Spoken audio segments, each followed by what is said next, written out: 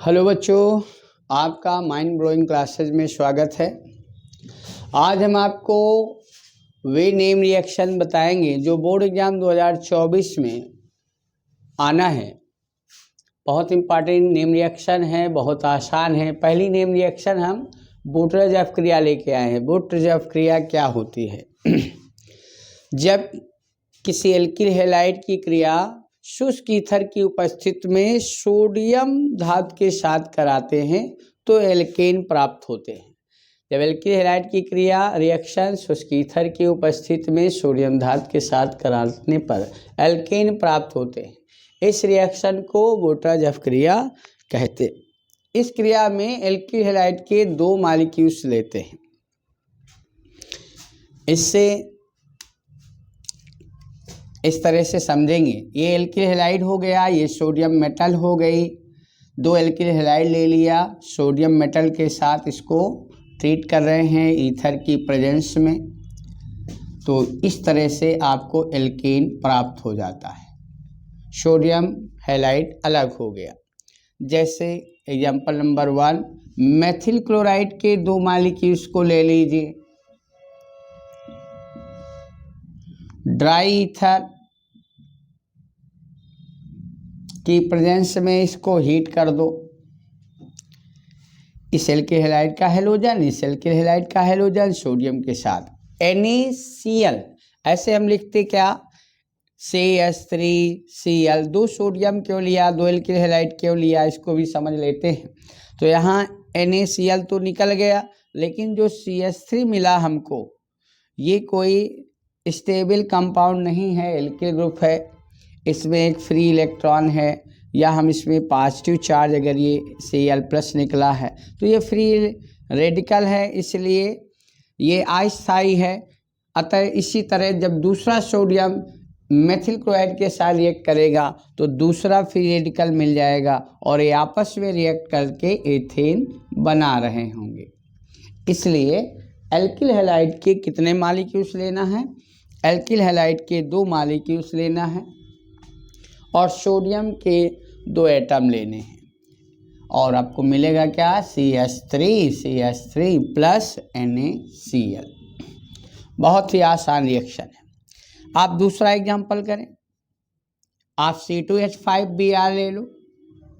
Alkyl halide में आप कोई भी हैलाइड ले लो, आप ले लो क्लोराइड, ब्रोमाइड, आयोडाइड, इनमें से कोई आप ले सकते हो। सोडियम धातु की प्रेजेंस में इस एल्किल हैलाइड के सॉल्यूशन में सोडियम धातु डालकर ड्राई ईथर की प्रेजेंस में क्रिया कराते हैं। ईथर क्यों लेते हैं? क्योंकि यहाँ ईथर विलायक का काम करता है। दोनों गैसेस फॉर्म में होंगे, 2 से 4 कार्बन तक के कंपाउंड गैस या लिक्विड फॉर्म में, तो रिएक्शन आसानी से हैलोजन के साथ नहीं हो पाती, इसलिए ड्राई ईथर लेना पड़ता है। क्या बनेगा, C2H5 प्लस 2 NaBr, ये बन गया ब्यूटेन, ये बन गया एथेन। और रिएक्शन लिखना चाहते हैं और कार्बन बढ़ा लीजिए, तो बूटरजेफ क्रिया किसे कहते हैं? बूटरजेफ क्रिया में दो एल्किल हैलाइड लेना है और उसकी क्रिया किससे करा दो, सोडियम धातु के साथ ईथर की प्रेजेंस में, तो आपको एल्केन, अधिक कार्बन का एल्केन प्राप्त हो जाता है। जब कार्बन कन्वर्जन में बढ़ाने होते हैं तो इस रिएक्शन का हम उपयोग कर सकते हैं। तीसरा एग्जाम्पल ले रहे हैं हम, थर्ड एग्जाम्पल। इस बार हमने दूसरा कंपाउंड लिया, आइसोप्रोपिल ब्रोमाइड ले रहे हैं। चलिए, आइसोप्रोपिल ब्रोमाइड, इसके साथ रिएक्शन करा रहे हैं, तो इसके दो मॉलिक्यूल्स लेंगे। आइसोलो, नियोलो, इससे कोई फर्क नहीं पड़ता है, एल्किल हैलाइड होना चाहिए। ड्राई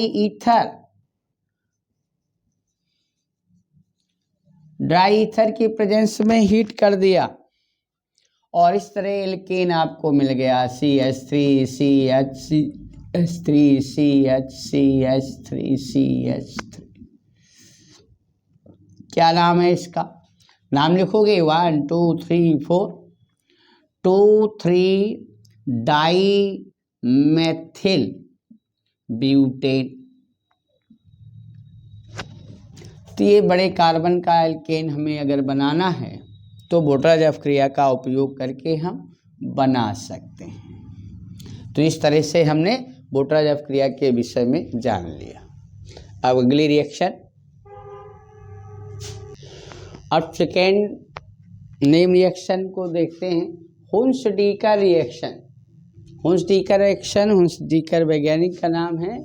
हुन्स-डीकर रिएक्शन में क्या है, किसी कार्बोक्सिलिक एसिड के शिरोल लवण को ब्रोमीन या क्लोरीन के साथ जब CCl4 की उपस्थिति में गर्म करते हैं तो एल्किल हैलाइड्स प्राप्त होते हैं, क्लोराइड या ब्रोमाइड प्राप्त होते हैं। इस क्रिया को हुन्स-डीकर रिएक्शन कहते हैं। ये एल्किल हैलाइड बनाने का प्रोसेस भी है हुन्स-डीकर रिएक्शन से।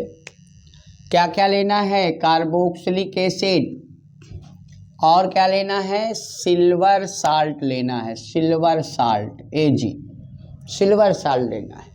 आप जानते हैं जब किसी एसिड की क्रिया, किसी भी एसिड की क्रिया जब हम मेटल के साथ कराते हैं, मेटल के साथ, तो ये कम रिएक्टिव मेटल है इसलिए इससे हाइड्रोजन हटा नहीं पाएगी। फिर भी अगर हम इससे हाइड्रोजन रिलीज करा दें तो ये बन जाएगा RCOOAg और हाइड्रोजन रिलीज हो जाएगा। तो जो H है उसके H प्लस की जगह सिल्वर Ag+ आ जाएगा। इस प्रकार से ये कार्बोक्सिलिक साल्ट, सिल्वर का कार्बोक्सिलिक साल्ट बन जाता है। जैसे CH3COOH है, वहाँ पर अगर Ag की रिएक्शन करा देंगे तो उससे भी हमें CH3COOAg, H+ हटेगा और Ag उसकी जगह ऐड हो जाएगा। इस प्रकार आपने क्या जान लिया कि ये सिल्वर का कार्बोक्सिलिक साल्ट क्या होता है। तो सिल्वर का कार्बोक्सिलिक साल्ट RCOOAg होगा और इसकी क्रिया हम CCl4 की प्रेजेंस में क्लोरीन या ब्रोमीन से कराएंगे। तो चलिए RCOOAg और इसकी क्रिया हम किससे कराने जा रहे हैं, क्लोरीन या ब्रोमीन से। तो हमने Br2 से करा दिया। किसकी प्रेजेंस में कराना है, हमने यहाँ CCl4 विलायक ले लिया, इसकी प्रेजेंस में रिएक्शन कराने जा रहे हैं। क्या क्या प्रोड्यूस होगा, AgBr। इस रिएक्शन में CO2 निकल जाता है, विकार्बोक्सिलेशन क्रिया भी इसको कहते हैं। जिस रिएक्शन में कार्बन निकल जाए, कार्बन कम हो जाए, उस क्रिया को विकार्बोक्सिलेशन भी कहते हैं, विकार्बोक्सीकरण भी कहते हैं। तो यहाँ से CO2 निकल जाएगा, क्या बनेगा RBr plus AgBr plus CO2। तो ये हमारी हुन्स-डीकर अभिक्रिया हो जाती है।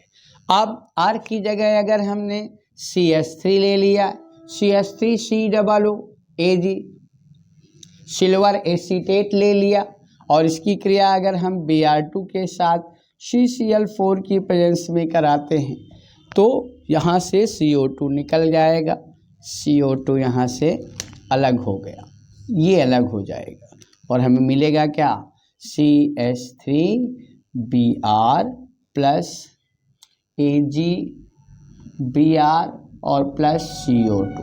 तो CO2 भी निकल गया और AgBr बन गया। और फिर दूसरा एग्जाम्पल लेते हैं। हमने एक कंपाउंड ये लिया, चलो एरोमेटिक ले लेते हैं।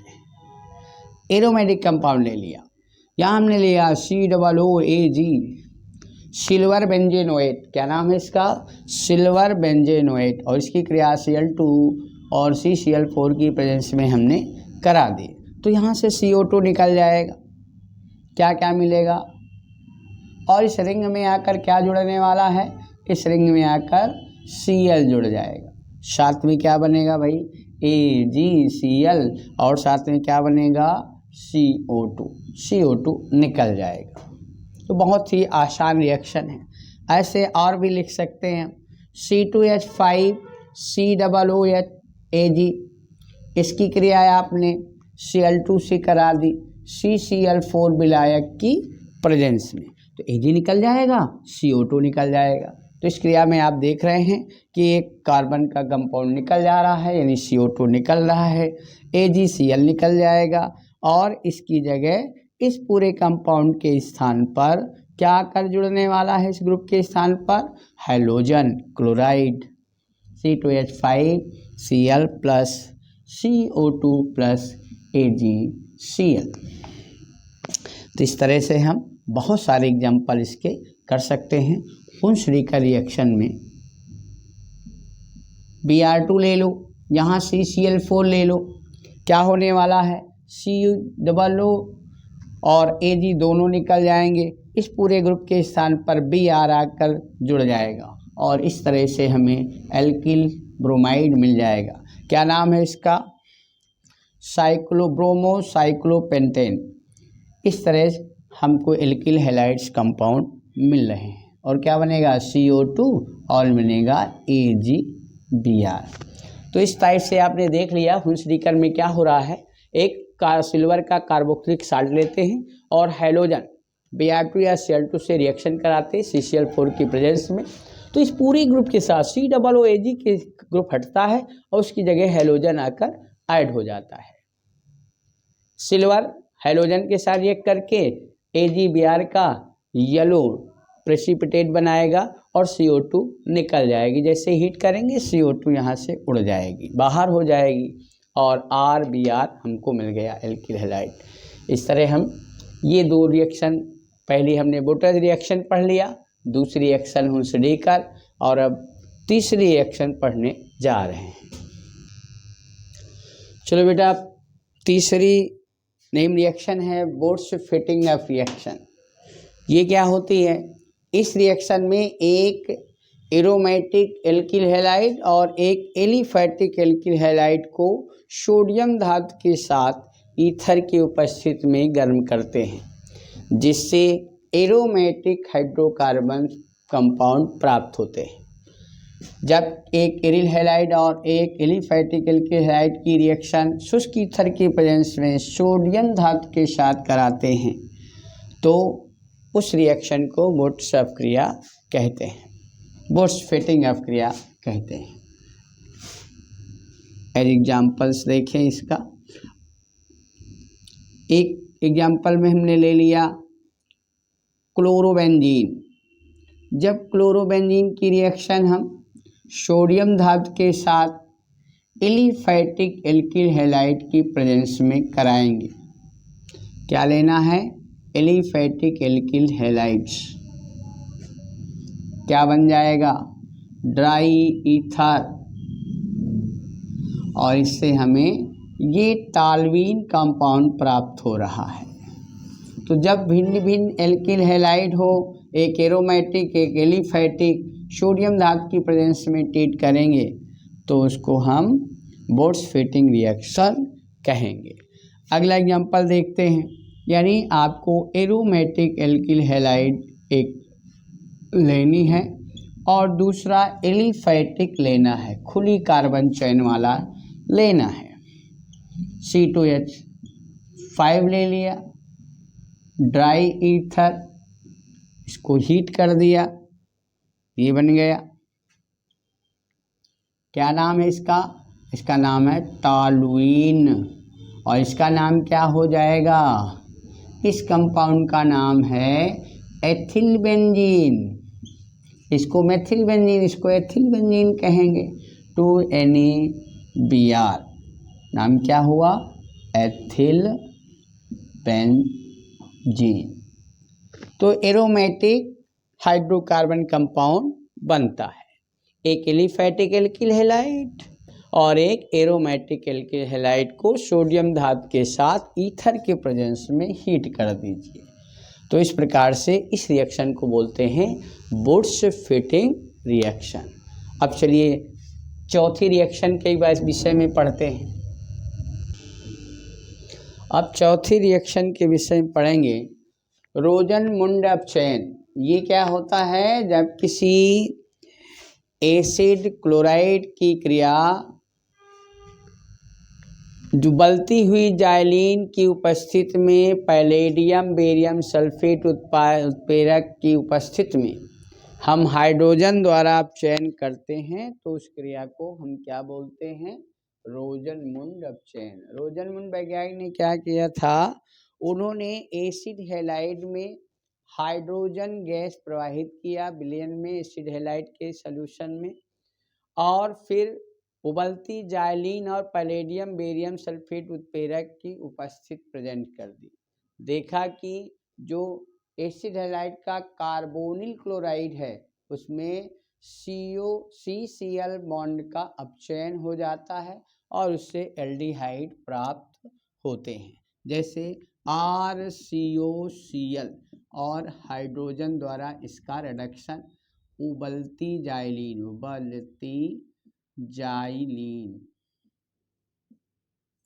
जाइलीन क्या होता है? जाइलीन ये कंपाउंड होता है, एरोमेटिक कंपाउंड है, CH3 इसे आर्थोजाइलीन कहेंगे, पैराजाइलीन बना सकते हैं, मेटाजाइलीन बना सकते हैं, तो ये जाइलीन कंपाउंड है। जब इसकी पैलेडियम बेरियम सल्फेट उत्प्रेरक की उपस्थिति में अपचयन कराते हैं तो केवल इस बॉन्ड का, वैसे अपचयन हमने आपको बताया है पिछले वीडियो में कि अपचयन कब होता है, कहाँ पाई बॉन्ड हो, पोलर बॉन्ड हो, और पाई और पोलर बॉन्ड का रिडक्शन होता है। तो यहाँ पोलर पाई भी है लेकिन ये इस बॉन्ड का अपचयन करता है, ये स्पेशल अपचयन है, इसलिए इसको नेम रिएक्शन में लिया गया है।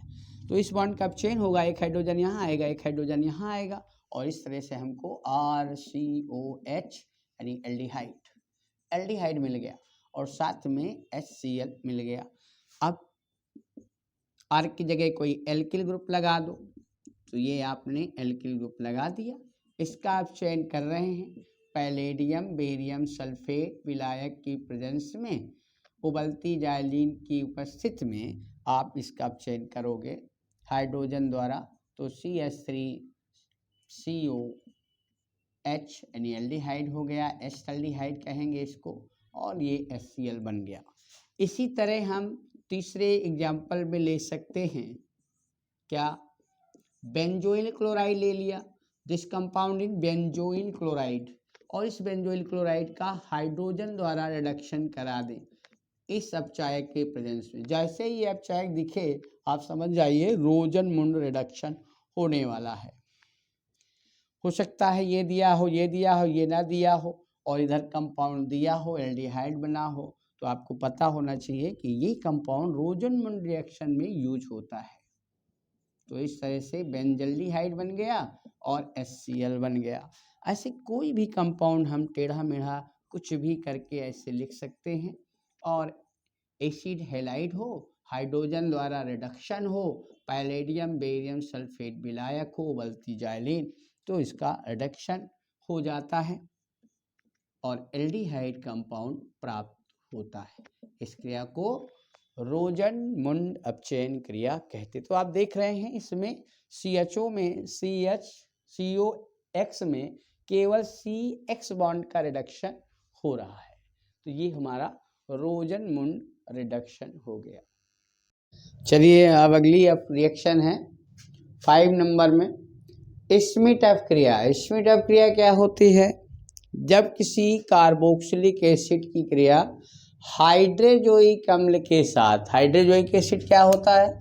N3H, हाइड्रोजोइक अम्ल के साथ शांत H2SO4 की प्रेजेंस में, कॉन्सेंट्रेट H2SO4 की प्रेजेंस में 0 डिग्री ताप पर कराते हैं तो प्राइमरी एमीन बनता है। इस रिएक्शन में प्राइमरी एमीन बनाने का ये एक मेथड है। जब किसी कार्बोक्सिलिक एसिड की क्रिया हाइड्रोजोइक अम्ल के साथ शांत H2SO4 की प्रेजेंस में 0 डिग्री सेल्सियस पर कराते हैं तो प्राइमरी एमीन प्राप्त होती है। जैसे RCOOH हाइड्रोजोइक एसिड N3H, अगर 0 डिग्री सेंटीग्रेड से ज़्यादा टेम्परेचर हो जाएगा तो ये पहले ही अपघटित हो जाता है, इसलिए 0 डिग्री सेंटीग्रेड पर कॉन्सेंट्रेट H2SO4 लेते हैं। इस क्रिया में डिकार्बोक्सिलेशन होता है, CO2 निकल जाता है, कार्बन की संख्या कम हो जाती है और बनेगा RnH2 CO2 और N2।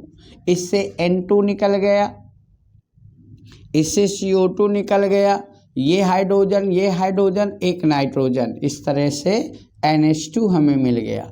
यानी COOH ग्रुप को NH2 में चेंज करना हो तो हाइड्रोजोइक एसिड NH2 में चेंज करना है। COOH समूह को अगर आपको NH2 ग्रुप में चेंज करना है तो हाइड्रोजोइक एसिड और 0 डिग्री सेंटीग्रेड पर H2SO4 की प्रेजेंस में रिएक्ट कर दीजिए तो COOH समूह NH2 समूह में चेंज हो जाता है। और यदि NH2 समूह को OH ग्रुप में लाना है तो इसके लिए जो रिएजेंट है वो है नाइट्रस एसिड। नाइट्रस एसिड की प्रेजेंस में ये बनता है। नाइट्रस एसिड आता कैसे? सोडियम या पोटेशियम नाइट्राइड और HCl की रिएक्शन से, क्योंकि नाइट्रस एसिड एक अस्थायी एसिड है, ऑक्सीडाइज होकर नाइट्रिक एसिड में चेंज हो जाता है। तो जब भी ज़रूरत होगी हमें इन दोनों की रिएक्शन से बना सकते हैं। चलिए, हम पढ़ रहे थे इसमें टफ क्रिया। अब जैसे हम R की जगह CH3 ले लेते हैं तो CH3COOH N3H क्या बन जाएगा? इससे 0 डिग्री सेल्सियस पर H2SO4 कॉन्सेंट्रेटेड लेंगे और यहाँ से CO2 निकल जाएगा और मिलेगा CH3NH2 primary amine plus CO2 plus N2। इसी तरह और भी उदाहरण ले सकते हैं, जैसे हमने बेंजोइक एसिड ले लिया। बेंजोइक एसिड की क्रिया हाइड्रोजोइक एसिड से करा दो। H2SO4 की कॉन्सेंट्रेटेड 0 डिग्री सेल्सियस पर, तो यहाँ पर भी हम क्या बना सकते हैं? यहाँ भी हम एमीन बना सकते हैं और N2 प्लस CO2 ये बनेगा। COOH की जगह NH2 समूह जुड़ जाता है। ऐसे तमाम हम उदाहरण बना सकते हैं।